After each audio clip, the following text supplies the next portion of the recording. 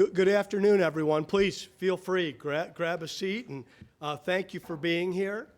Let me begin by saying it's an honor to be joined here at the Arizona Commerce Authority by distinguished leaders from the United States Air Force, military spouses, and none other than the Second Lady of the United States, Ms. Karen Pence.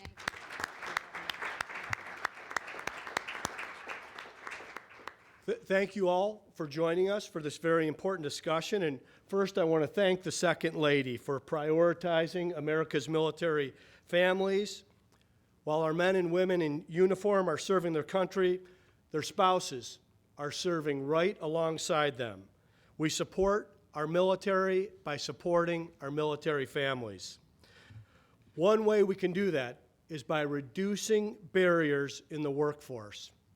Arizona is proud to have led the nation in granting recognition of out-of-state occupational licenses for military spouses several years ago. We've also made sure that people can count the relevant experience from the armed services towards their licensing requirements. But we didn't stop there.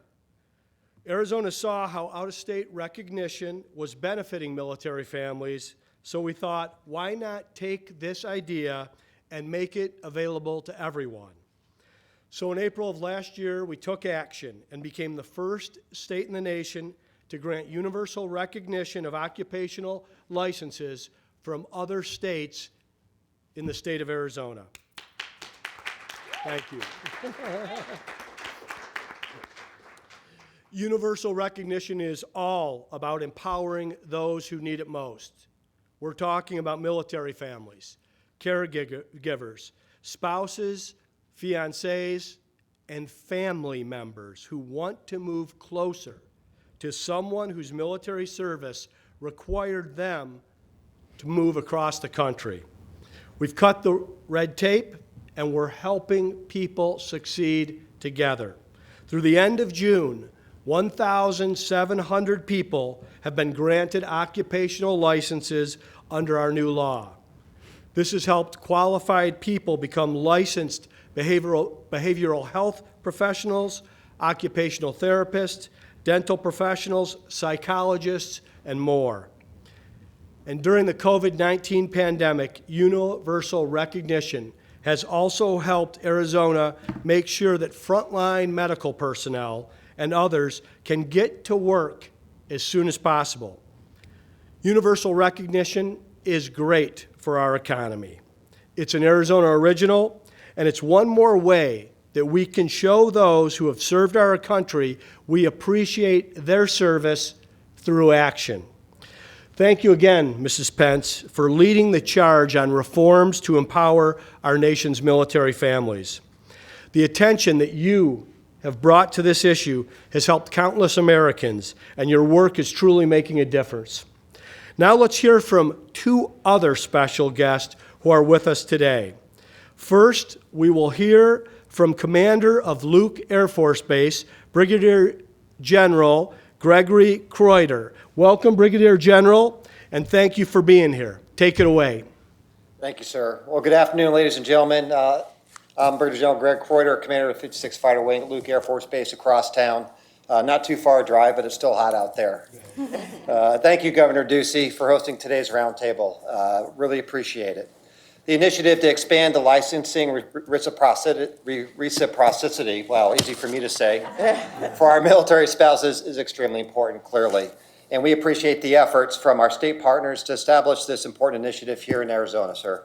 It's crucial for our spouses to have the opportunities as they transition from base to base to be able to utilize their skills and experience.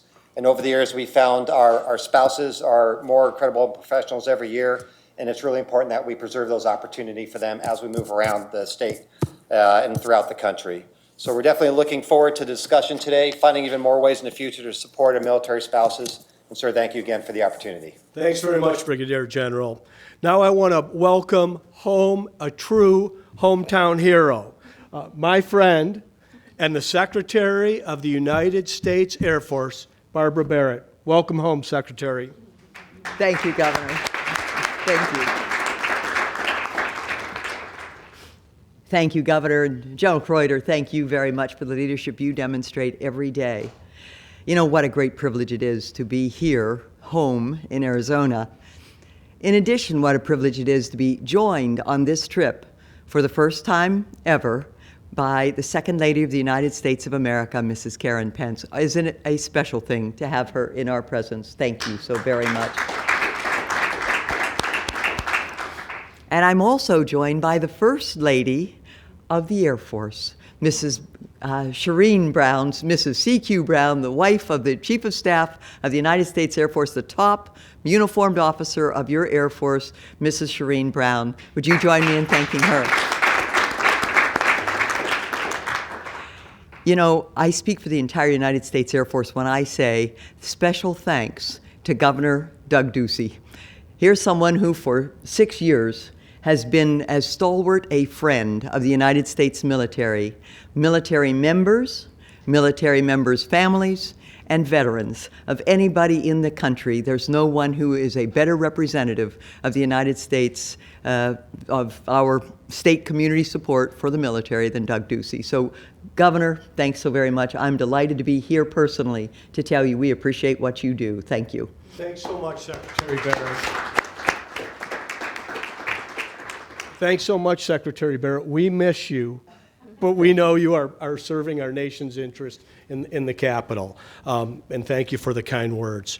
And with that, it is my honor to officially introduce a true champion of America and our military families, the Second Lady of the United States, Mrs. Karen Pence. Thank you, Governor.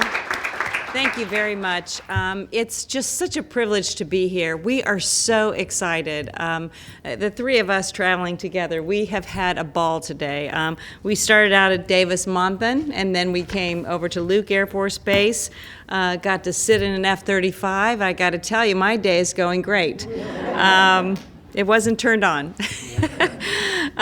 But really, for me, it's so special to be here. Because as I shared with military spouses at Luke Air Force Base just a little while ago, Luke Air Force Base is one of the places I visited to hear from spouses what I could do to support them.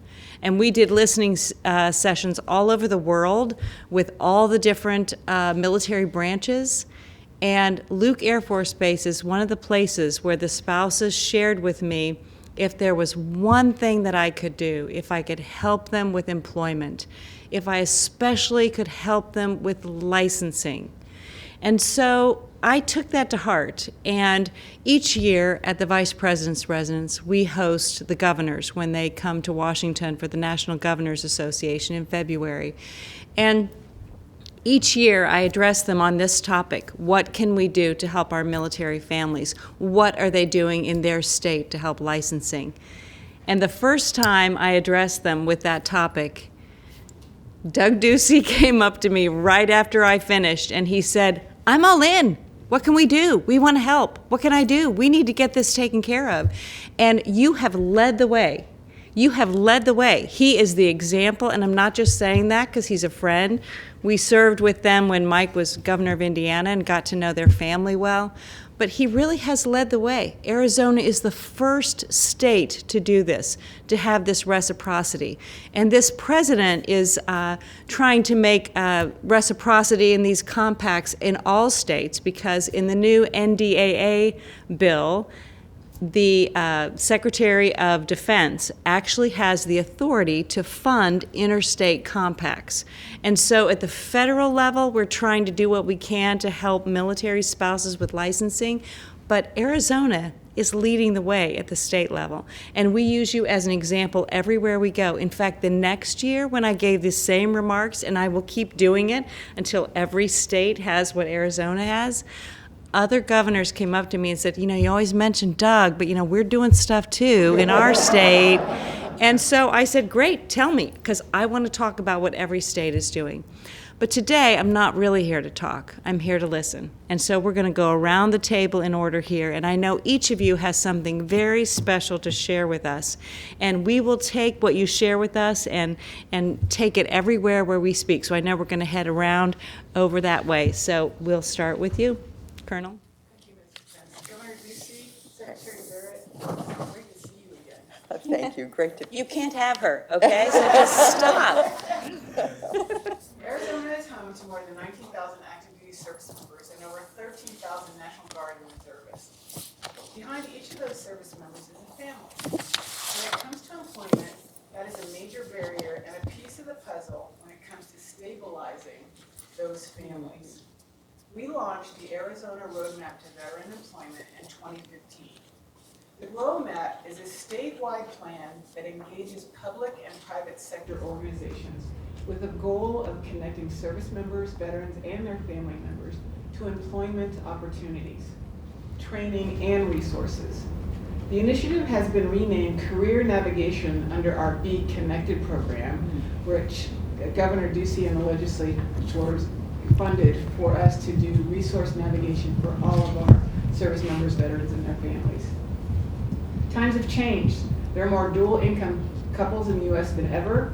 When we look at stressors from Arizona military families, financial concerns consistently rank first. Since military pay is standardized, the spouse generally bears the burden of filling the financial gap. As we continue to adapt to Arizona's growing military and veteran community, we put heavy emphasis on spouses. They are the backbone of the military family. That means we must make sure we can meet their holistic needs. In his 2019 State of State address, Arizona Governor Doug Ducey urged the legislature to pass legislation granting universal recognition for occupational licensing, saying workers don't lose their skills simply because they moved to Arizona. That's a great quote. HB 2569, which was signed into law by Governor Ducey in April, made Arizona the first state in the country that allows an individual license in another state to receive a comparable license upon moving to Arizona if they meet certain criteria. We are hopeful with that legislation that we can support more military spouses, particularly those that are transitioning to veteran status with their families, to support them in their employment. Thank you. Thank you so much. Very, Thanks, very well done. Representative Osborne. Hello. Well, it's an honor to be with you all today. And, we were supposed to have a quick message to give to you, so I'm going to be as fast as I can. But as a legislator, politicians talk. But I can tell you right now, it is an honor to be the person that was able to take some legislation for our governor, and that was a very important one, and something that I know that you would be thrilled about. But a little bit about me. I am the representative for Legislative District 13, which includes Luke Air Force Base, and it includes the Yuma Marine Corps, and also the Yuma Proving Ground. I knew you would like that. And I'm also the granddaughter of an Arizona fighter pilot in World War II who gave his life for our country. And it's pretty fitting that here we are today to talk about what we can do for our veterans, our military, their spouses and families on Constitution Day. So that's pretty cool that we're tying this all together.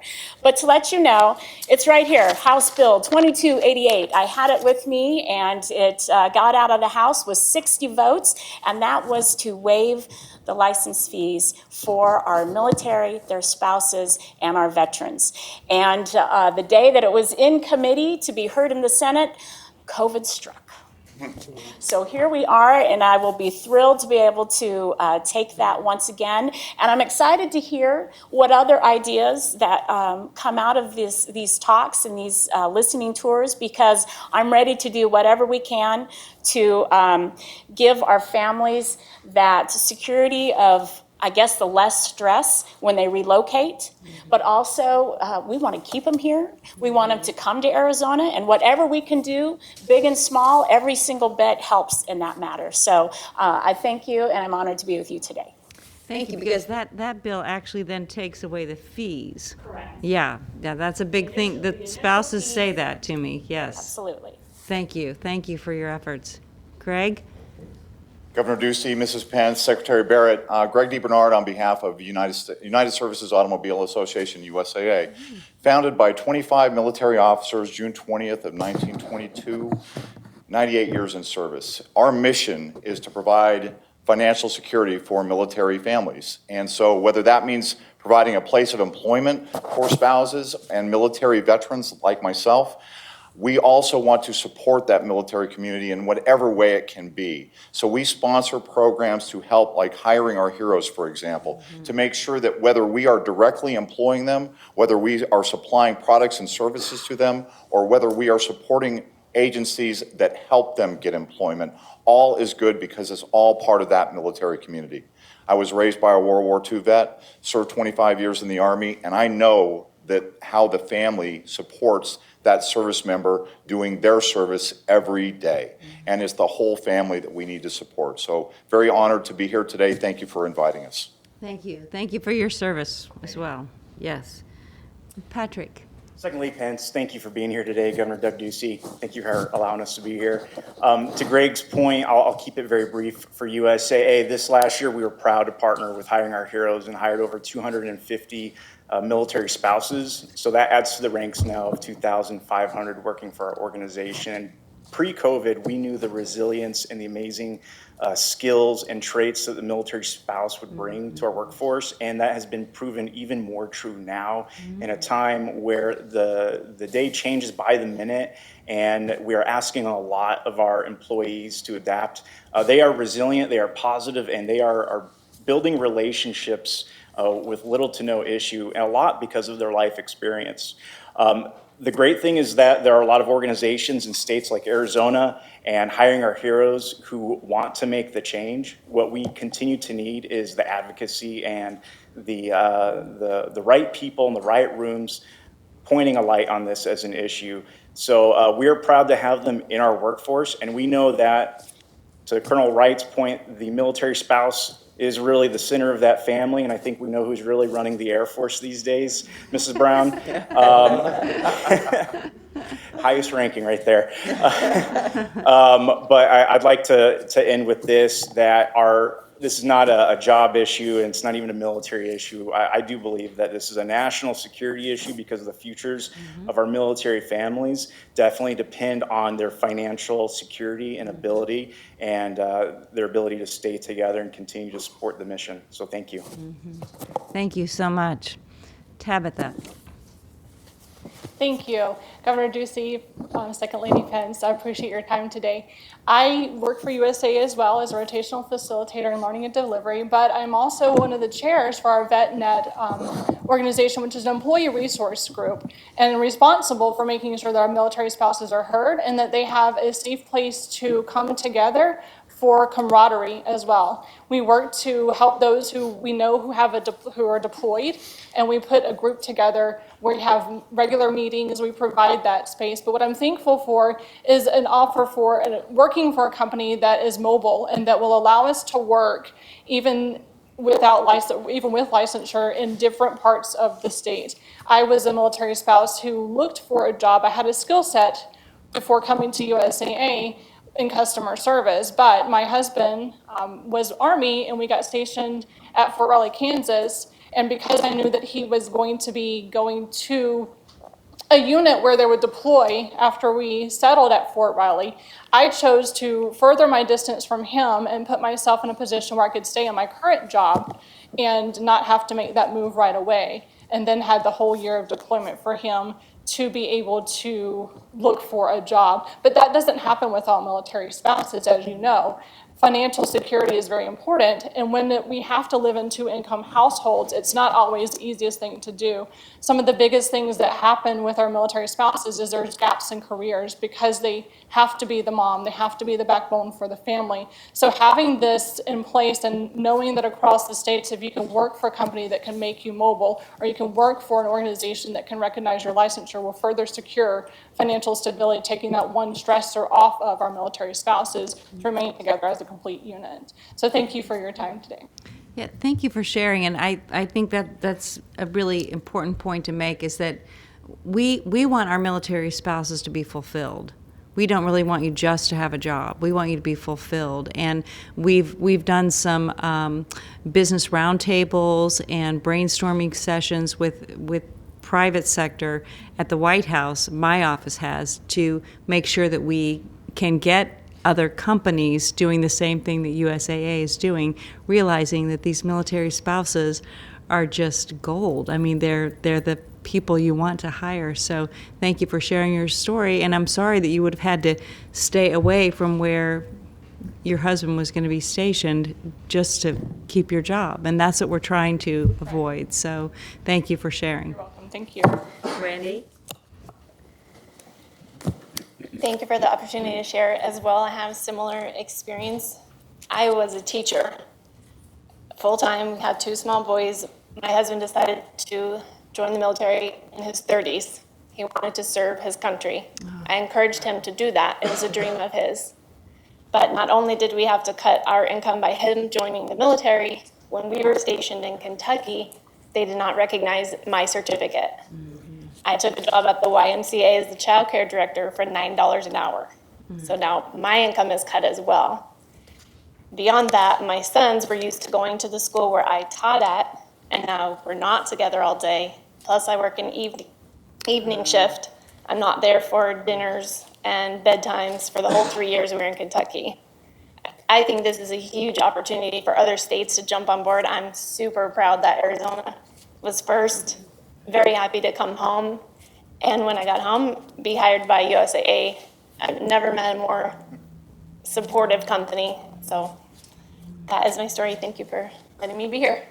Thank you so much for sharing. That's a great story.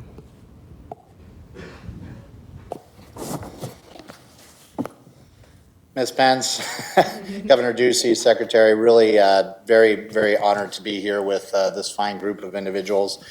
Thank you for holding this and for being able to focus some attention on this. My name is Thomas Winkle. I'm the director of the Arizona Coalition for Military Families. And I want to tell you, I want to kind of echo a little bit about what Director Wright spoke about. We talked about Be Connected. Really appreciate your support throughout the years, Governor, of Be Connected. And one of the things that we have done for that is prepare for a time like this. So we have a really incredible team who does nothing but matches spouses, veterans, service members who are exiting and transitioning out of the service to employers who have received specialized training on how to receive, grow careers for service members, veterans, and their families. It's really an incredible thing. They have over 2,000 calls a week ensuring that people are getting connected to the right services and the right business to be able to remove barriers and to be able to get them employed properly.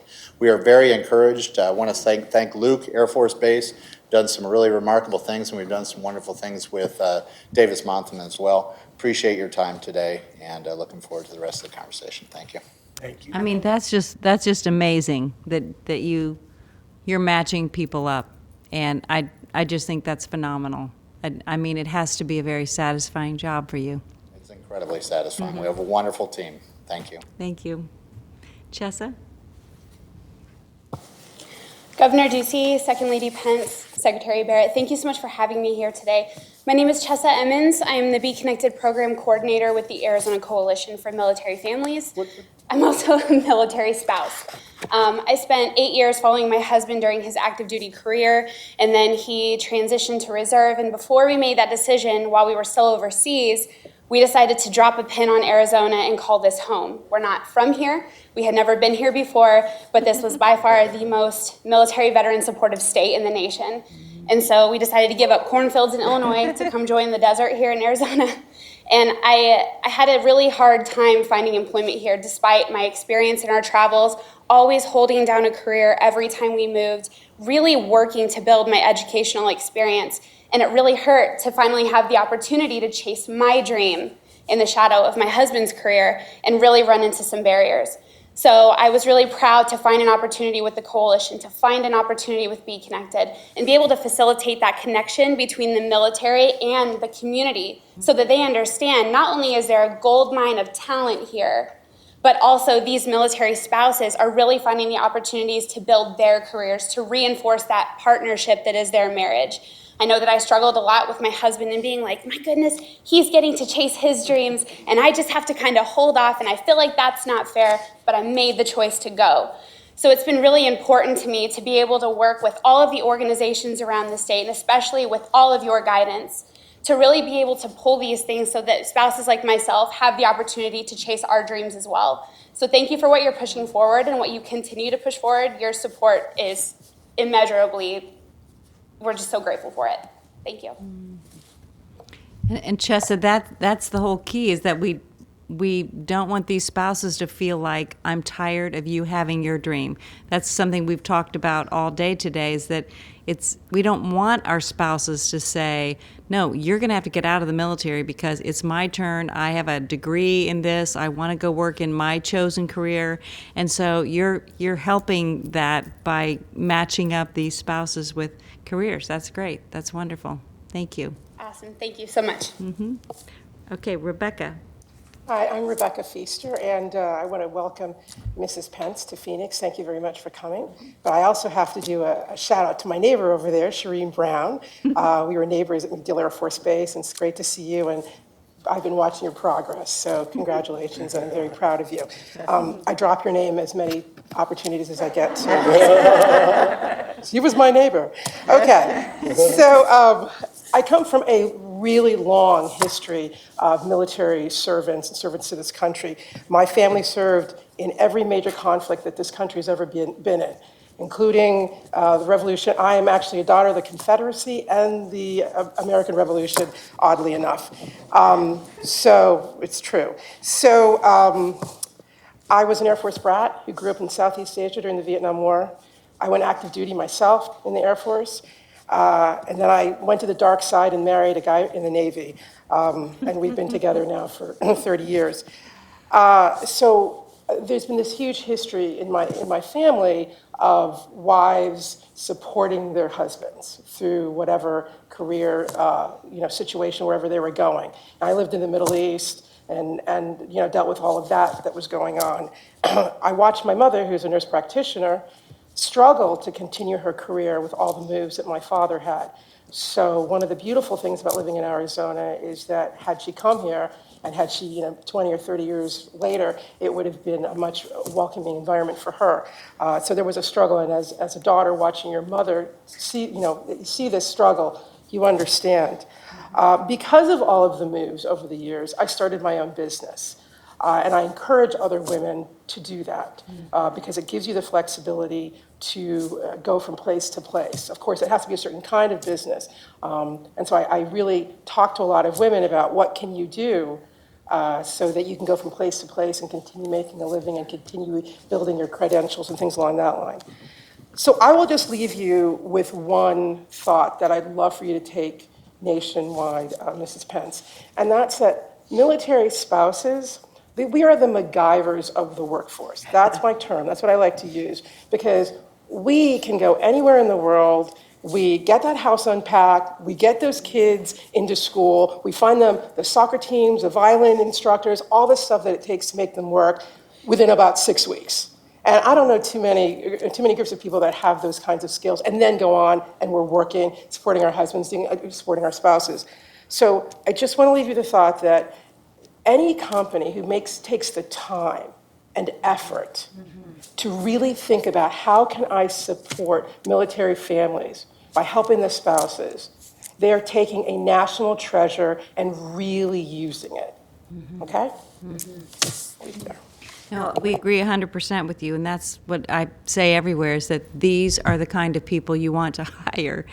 But I want you to know that we've been actually, Rebecca, we've been working with SBA. And so we've been going a lot of times when we'll speak at a spouse event, we'll invite the SBA to come with us. We'll highlight a couple of military businesses who have gotten started using the SBA.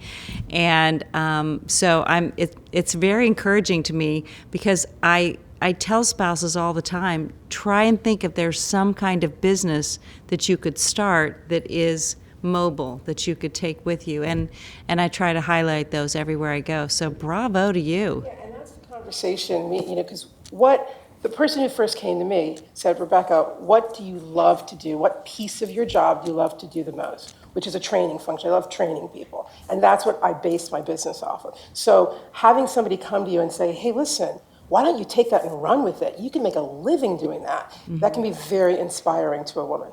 Yeah, we just did a virtual session with any military spouse who wanted to sign on with the Small Business Administration, and we were like, let's talk about ways that we can do this and options that are available to them and resources, and so hats off to you. You did it, so that's fantastic. Thank you. Tomorrow. Governor Ducey, Second Lady Pence, Secretary Barrett, thank you so much for having me. My name is Tamara Washington, and I have served as an educator for 18 years. My husband is active duty serving in the United States Air Force. My family has had the privilege of living in multiple states and overseas throughout my husband's 24 years of military service. Though each move has brought with it wonderful opportunities, like many spouses serving in the field of education, I unfortunately have found myself in the position of having to take expensive certification tests to gain my teaching license as we move from state to state. Recently, my husband received a short notice PCS from Nellis Air Force Base in Nevada to Luke Air Force Base here in Arizona, after only 10 months. Normally, this would have caused me a lot of anxiety. Fortunately, due to reciprocity, I was able to use my Nevada license to immediately gain a provisional license here in Arizona with all of the same endorsements. This meant that I could immediately begin to apply for jobs throughout the state. Within 2 weeks of moving to Arizona, I was hired with the Dysart Unified School District as a certified teacher serving as a family outreach specialist. So I thank you again for making this opportunity accessible to spouses such as myself. That's a success story right there. That's so great to hear. Hillary. Thank you so much for the opportunity to speak on behalf of military spouses. I have been in the Air Force for 17 years, since I was 19 years old. My husband's one of the squadron commanders over at Luke. He's a commander for the Singaporean F-16 squadron. And when I was 19 and signed up for the Air Force, I didn't know what I was getting into. And the one big argument that my husband and I still will go round and round on is the time that he told me, you knew what you were getting into. Okay? That was about 15 years ago. Anyway, what I want to share with you today is my own personal experience, because I'm really, over the past 15, 17 years that I've been following my husband around, I've seen a lot of positive change. I think sometimes it's really important to stop and see that, because when we get into the weeds of things, all we see are the problems. But we have momentum, and I'm really grateful to you for that. Here's my experience. When Sean and I got married, we moved to Wichita Falls, Texas. I was a junior in college at the time, but none of my credentials matched up with that university. So I had to start over. I had to take some type of physics, and I was a vocal major. Then, about 18 months later, we got stationed here. I didn't get into the colleges here because I wasn't a very good singer, come to find out. Fortunately, after that, and mind you, all along the way, I wanted to be employed, but I had to tell tall tales to people, really, and kind of blur my own ethics about how much do I share about how long I'm going to be here for, so that I can continue to work and to be what I feel like is a valuable member of society. So along the way, I actually ended up working at a floor covering store at the Hollister here at Arrowhead Mall. And then we got stationed in Japan. And that's where things really got difficult, because it wasn't like I could apply to the college there and try to continue my vocal degree. There was no vocal education department or college in Misawa, Japan. So I had to pivot. And I became a political science major because that was available online. This was, mind you, in 2006, okay? I graduated and, again, had no employment opportunities. We get stationed in Vegas. I go to law school. It was perfect timing. I'm an attorney. About a year after I took the bar exam and had my first job, we got orders to go to Korea. I was right back at square one. No job opportunities. The JAG didn't want me because I couldn't join. I had these 2 little babies and I was pregnant again. Life was really, really frustrating and difficult. And so we went to leadership and we said, if you want us to stay, this is how you can help us. And leadership listened. And because of that, we're still in the Air Force. We don't have any plans to leave. And you know what? We handpicked Arizona too. After Korea, we got stationed in England for a year, and we knew we had a stateside assignment ahead of us. I'm an immigration lawyer, and I came here to continue my passion, which is to help people with their immigration problems. My law firm's just down the road. When you go get on to I-10 here on 7th Avenue, it's New Frontier Immigration Law. We have injected so much money into this economy. I have a team of 20 people. Some of them are military spouses. People all over the world were able to employ because I was able to waive in. I mean, immigration law is federal, so I didn't have to take another bar exam anyway. But if I want to practice in the federal courthouse over here, I had to be admitted to the Arizona State Bar.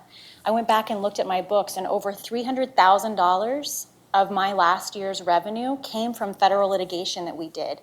The people we helped with that $300,000 is pretty countless, but in any event, the momentum is here. Leadership is listening. We're having this conversation, and lives are truly being changed. And it is a national security issue, because if we don't have the best people in the world's best military, I don't know what we have. So thank you very much. Well, thank you, everybody. I feel like you all hit all the topics just beautifully, didn't they? They really, you all hit everything. It's really about doing what's right by our spouses and our military members as well, because they want to stay in their career too, you know.